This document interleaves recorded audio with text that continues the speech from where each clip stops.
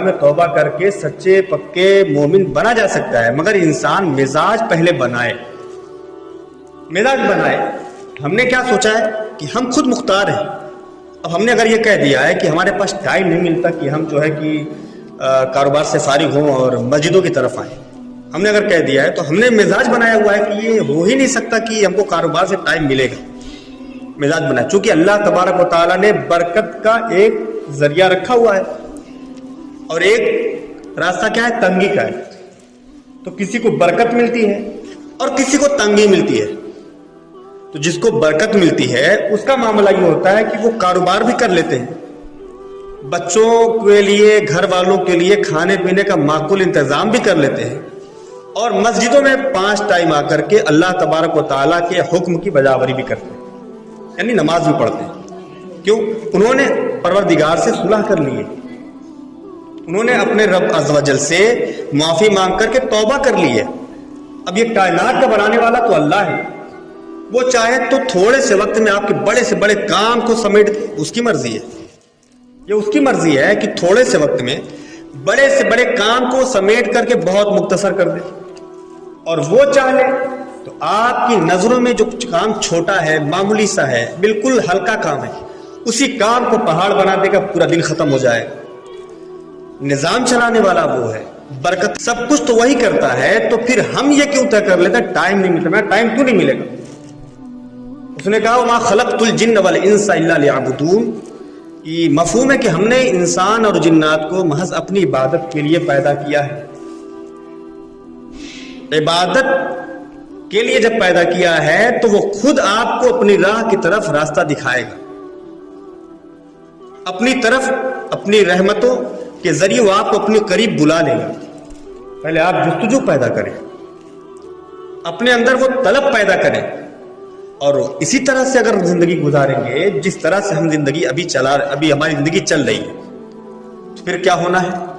پھر ہونا یہی ہے کہ پھر زندگی میں تنگی ہوگی، لاکھوں کروڑ کمانے کے باوجود گھر میں کوئی ایسی آفت بلا آ جائے گی کہ چھوٹی چھوٹی بیماریوں میں کئی لاکھ روپے خرچ ہو جائیں گے، آپ کو احساس بھی نہیں ہوگا یار یہ کیسے ہو گیا، اور خود کہتے پھریں گے یار بہت معمولی تھا مگر پتہ کیسے ہو گیا۔ پتہ کیسے نہیں ہے، پتہ ہے آپ کو کیسے ہوا ہے، آپ کی نافرمانیوں کا نتیجہ ہوتا ہے، نافرمانیوں کا نتیجہ ہوتا ہے۔ اور جب ہم اپنا ایک سسٹم بنا لیں کہ ہمیں صحیح راہ پر چلنا ہے، ہمیں اللہ تبارک و تعالیٰ کے نظام کو اپنے عمل میں لانا ہے جو اس نے حکم نافذ کیا ہے، تو پھر وہی رب تعالیٰ آپ کے بڑے بڑے کاموں کو سمیٹ دے گا، آپ کے بڑے بڑے جو ہے پلان ہیں وہ سارے پلان کو آپ کے نظر میں معمولی سا ہلکا سا بنا دے گا، اور آپ کے پاس خوب ٹائم ہوگا، افراط ہوگا، چونکہ برکت دینا اس کا کام ہے، وہ برکت دے دے گا، آپ کے رزق میں برکت دے گا، بچوں میں برکت دے گا، گھر میں برکت دے گا، آپ کی سانسوں میں برکت دے گا، چلنے پھرنے کرنے سب میں برکت ہوگی، جب آپ توبہ کر کے اللہ تبارک و تعالیٰ کے احکام پر عمل کرنے والے بن جائیں۔ نہیں کریں گے تو اس کا نتیجہ کیا ہوتا ہے؟ ایک بزرگ ہے، ان کی ایک بیٹی، اس سے وہ بہت محبت کرتے تھے۔ اللہ تبارک و تعالیٰ زندگی میں کبھی کبھی خوابوں کے ذریعے انسان کو ہدایت کا راستہ دکھاتا ہے، ہدایت کا راستہ دکھاتا ہے کہ اب یہ میرا بندہ توبہ کر کے صحیح راہ پر آ جائے۔ ہٹ درمی جو ہے یہ بہت بڑی بلا ہے، انسان کو نہ ماننے کی اگر عادت پڑی ہو تو بلا ہے، اور اسی نہ ماننے کی عادت میں دنیا سے وہ چلا جاتا ہے۔ ان کو اپنی بیٹی سے محبت تھی، اس بیٹی کا انتقال ہوا، اور 15ویں شعبان کو خواب آیا ان کا بھی انتقال ہو گیا ہے، اور ان کی قبر میں ایک اژدہا ان کے پیچھے رینگ رہا ہے تو یہ چل رہے ہیں، اس اژدہے سے بچنے کے لیے تیز اپنی رفتار کو تیز کرتے ہیں، وہ اژدہا بھی ان کے پیچھے تیز رفتار ہو گیا۔ پھر سامنے ایک کمزور شخص دکھا، اس سے کہا مجھے اس سے بچا لو۔ اس شخص نے کہا کہ اپنی رفتار کو بڑھا لو، شاید اس اژدہے سے نجات مل جائے، اپنی رفتار کو بڑھا لو، شاید اس اژدہے سے نجات مل جائے۔ وہ دوڑنے لگے تو دوڑتے دوڑتے دیکھا ایک پہاڑی پہ چڑھ گئے، اور راستے میں ایک آگ کا گڑھا ملا، आग का गड्ढा मिला, फिर एक आवाज आई कि तू इसका अहल नहीं है। फिर उसके आगे बढ़े, पहाड़ी पे चढ़ गए, फिर देखा क्या एक साहिबान है और बहुत छोटे छोटे बच्चे वहां खेल रहे हैं, और हुक्म होता है कि इसको अपने घेरे में ले लो। वो सारे बच्चे इस शख्स को अपने घेरे में ले लेते। उसमें वो बच्ची भी थी जो इनकी बेटी थी जिसका इंतकाल हुआ था, और उस बच्ची ने उस अजदहे को अपने दाहिने हाथ से मारा है, फिर वो अजदहा भाग गया वहां से। तब इन्होंने पूछा कि तुम लोग यहां क्या कर रही हो? और वो बच्चियां कुरान पढ़ रही थी। तो कहा कि तुम फौत शुदा लोग भी कुरान पढ़ते हो? कहा कि आपसे ज्यादा मारिफत रखते हैं हम, यानी आप जिंदा लोगों से ज्यादा हम कुरान पढ़ने वाले। उसके बाद पूछा कि वो जो शख्स मुझको मिला था, कमजोर शख्स, वो कौन था? कहा कि वो आपका कमजोर अमल था। का वो अज़दा, का वो बुरा अमल था।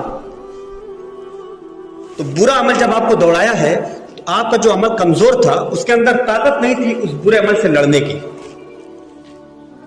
तो फिर उस लड़की ने नसीहत किया कि आप तौबा करके अपने आप को बर्बाद होने से बचा लें, बर्बाद होने से बचा लें उस बच्ची ने।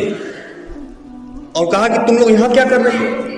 कहा कि यहां पर वो बच्चियां इंतकाल करके यहां पर हैं जिन्होंने, वो बच्चियां अपने वालिदैन का इंतजार कर रही हैं, जिन वालिदैन के बच्चे छोटे थे और इंतकाल करके दुनिया से, वो सारे बच्चे यहां हैं और हम अपने वालिदैन का इंतजार कर रहे हैं।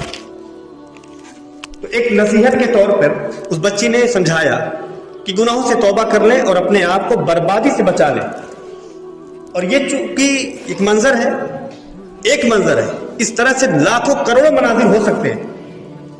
महशर के दिन किसी को आग दौड़ाएगी, किसी को अजदह दौड़ाएंगे, किसी को नेक अमल बचा लेगा, किसी को नेक अमल नहीं बचा पाएगा, किसी को आग दौड़ा करके जहन्नम में गिरा देगी। ये सब कुछ हो सकता है और होगा। लाखों मनाजिर ऐसे हैं। वो एक मंजर पेश किया गया। तो जिंदगी की एक एक डोर हमारी जो है वो आगे बढ़ रही है, कट रही है, और हम दिन ब दिन, एक एक सेकंड, एक एक दिन जिस तरह गुजार रहे हैं, हम कब्र के करीब जा रहे हैं, कब्र के करीब जा रहे हैं। और रहमान के जो बंदे हैं, जब उन्हें शैतान छूता है ना तो वो चौंक जाते हैं। जो अल्लाह के बंदे होते हैं, जब शैतान उन्हें छूता है, शैतान जब उन्हें बहकाता है ना, वो चौकन्ना हो जाते हैं। हमारी तरह गफलत में नहीं रहते कि पूरा रमजान गुजर जाए बेनमाजी होकर के तो फिर भी लबों पे मुस्कुराहट हो, तो इतने लापरवाह वो नहीं होते थे जो रहमान के बंदे खास होते। ये वो हस्तियां हैं जिन्होंने पूरी जिंदगी अल्लाह उसके रसूल की फरमाबरदारी में गुजार दी। चलना कैसे है, हुजूर का तरीका देखते थे। सोना कैसे है, फिर भी हुजूर का तरीका देखते थे कि हुजूर कैसे सोते थे। खाना कैसे है, तो फिर भी देखते कि हुजूर कैसे खाते थे।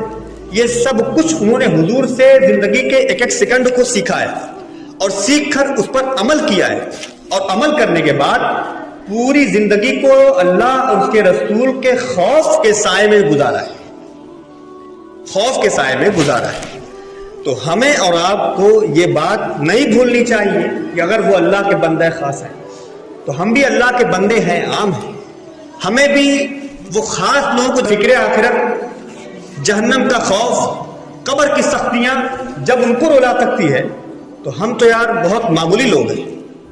हम गुलामों के गुलामों के गुलामों के गुलामों के गुलाम भी नहीं है उनके। हमारा तो वो हाल भी नहीं कि उनके जो घोड़े हैं, उन घोड़ों के खुर से जो लगती हुई धूल है, वो धूल जब फिजाओं में उड़ती है, उन धूल के बराबर भी हमारी कोई हैसियत नहीं है। उन शख्सियतों की बात कर रहा हूं। तो हमें लापरवाही से जिंदगी गुजारने में हमें अफसोस करना चाहिए और अपनी जिंदगी को सही राह पर लाना चाहिए। नौजवान नौजवानी में संभल जाए तो ये इनके लिए खुशनसीबी है। बूढ़े हजरात जो अधेड़ी जिंदगी को यानी 40 साल क्रॉस कर चुके हैं, वो अपने आप को उस वक्त ही संभाल लें और अल्लाह से माफी मांग लें, अल्लाह से सुलह कर लें, तो उनके लिए बहुत बेहतर है कि अल्लाह ताला पिछली जिंदगी को माफ करे और अपनी नमाजें जो कज़ा कर रखा है। 15 साल, अमूमन 15 साल पे नमाजें फर्ज होती है। 30 साल हो गए,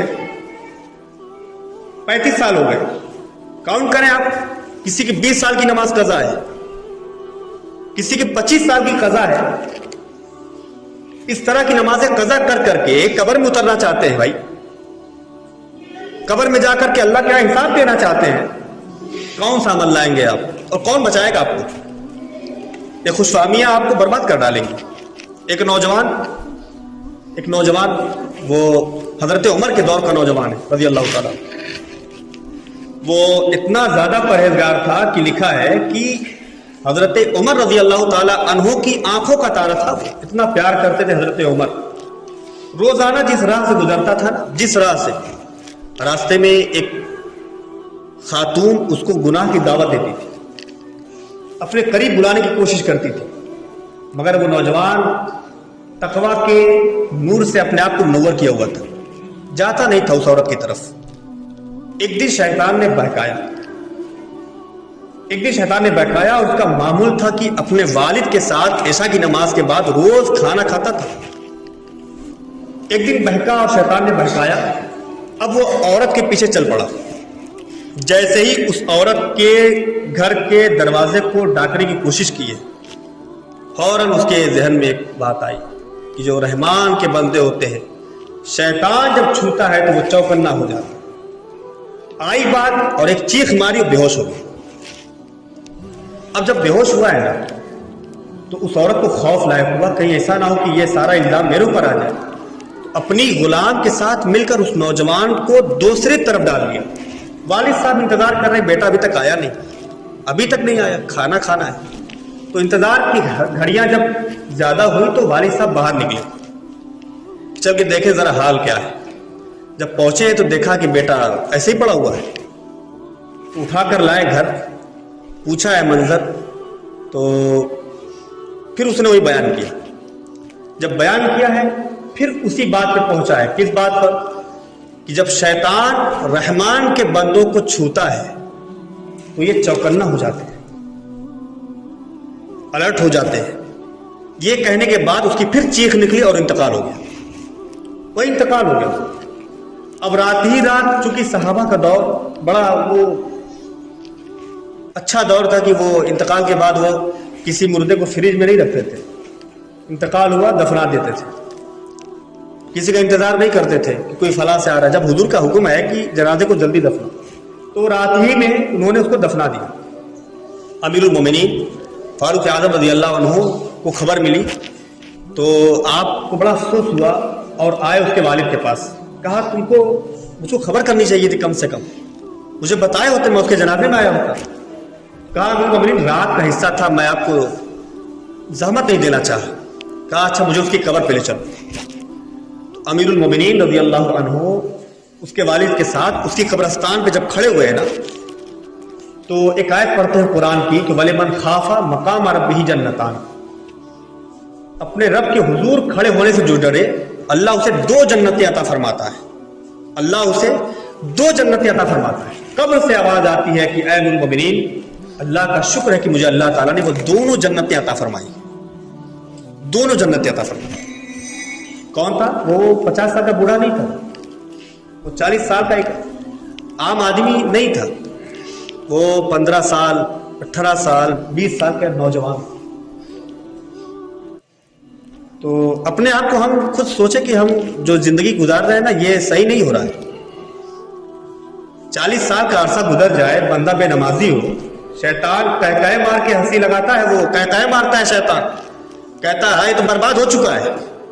40 साल की जिंदगी गुजर गई, तौबा की तौफीक ना मिली, और इसी में मस्त हैं कि ये जमा कर ले, वो जमा कर ले, एक फ्लैट एक मकान बन चुका दूसरा बना ले, वो जमीन ले ले, उसके बाद वो जमीन हो चुकी तो दूसरी लेकर मकान बना किराए पे दे दे, उसके बाद किराए से आएगा फिर ज़कात का हिसाब लगाना। इसी में वो खत्म होकर मर के चला जाता कब्र की मिट्टी में, और कब्र की मिट्टियां उसको खा करके कीड़े चाल देते हैं, दांत इधर उधर हो जाते हैं, हड्डियां बिखर जाती हैं, बाल बिखर जाते हैं, कोई पूछने तक नहीं आता।